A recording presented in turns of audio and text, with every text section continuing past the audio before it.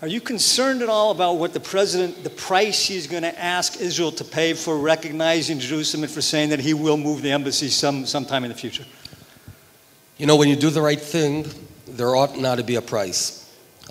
We've conditioned ourselves to believe that any right move that we do here has to come with a price. But that's incorrect. If we think about it, you know, the Prime Minister was talking about technology. If we could develop a time machine and enter the time machine, we'd fly back 3,020 years. Right now, right here, we'd be able to meet King David founding the capital of Jerusalem, way before London was a capital, Paris, Washington. So Jerusalem has been and will always be the Jewish eternal capital. This is certainly seems to be a very good step forward, but a natural one. We do not second guess France's decision to have Paris as its capital.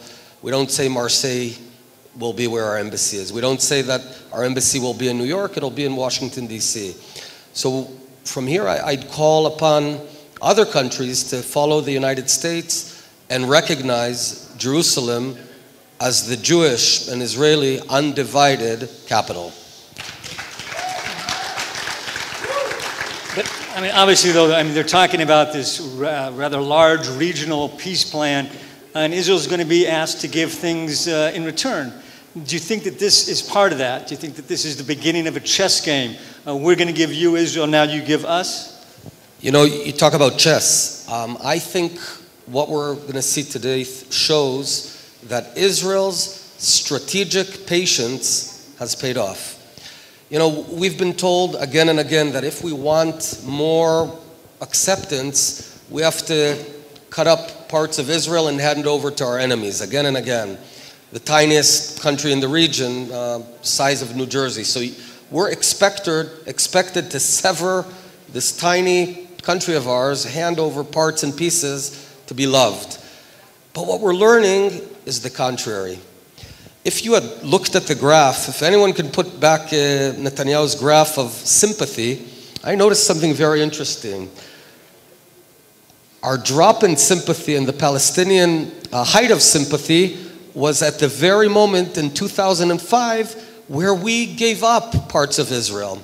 You'd expected that if we're so nice and we're carving out parts of our country, handing it over, you'd see a jump in sympathy. But in fact, the world respects strong countries who believe in themselves, and the world looks down to countries who are willing to give up their homeland.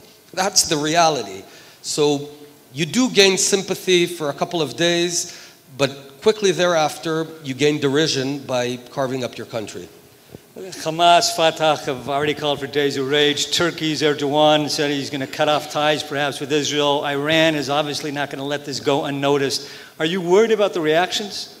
You know, when I see Khamenei condemning Israel, I know we're doing something right. So, you know, nothing good goes easy. You know, when I look at the history of Jerusalem, in the War of Independence and roughly end of March 1948, things were looking bad. Jerusalem was besieged. No vehicles could get up. And at that point, Ben-Gurion was faced with a historic decision, pretty unknown, to give up Jerusalem to save Israel. And some of his generals said, you have to give up, you have to sacrifice Jerusalem to save the Galilee and the Negev. And he said, no. We're going to dilute our forces all across the country and concentrate them in getting through to Jerusalem. And he knew that there is no Israel without Jerusalem. Zion is Jerusalem. There is no Zionism without Jerusalem. I'd also say that not only is this move not a impediment to peace. In fact, it's a drastic move towards peace. Why? Because we'll never achieve peace that is predicated on dividing Jerusalem. But we create a false illusion that we will, hence we feed the ongoing desire of some of our enemies to fight us. when they understand that this move is essentially the United States is adding another brick to the walls of Jerusalem, to the foundations of the Jewish nation, we make a big move forward towards peace. And mind you, peace in the Middle East is not a piece of paper. Peace is the lack of war. That's all we want. Give us the lack of war, we're good. This move, I don't know what will happen in the short term, anything can be. In the long term, it's a big step towards regional peace. In political terms, Israeli political terms, whose victory is this? Is this the government's? Is it the prime minister? Is it the evangelical community in America? Is it Sheldon Adelson's? I mean, who owns this victory, the fact that Trump tonight is going to say that Jerusalem is Israel's capital? Destiny. You know, when something is so unnatural, we're in such an unnatural situation. The only country in the world that its capital is not recognized is in fact the country with the most ancient capital. If you'd give 10 minutes, we could go out and find coins in Hebrew from 2,000 years ago, and on it says Freedom of Zion, year 67, right? So this is a very unnatural situation. It's a blip in history. It might take another 7 years, 70 years, 700 years. We're the Jews. We live in an eternal timeline. Ultimately, Jerusalem is the capital of Israel and to a great degree the capital of the world. You know, Jerusalem is mentioned in the Bible 669 times. You know how many times it's in the Quran? 0.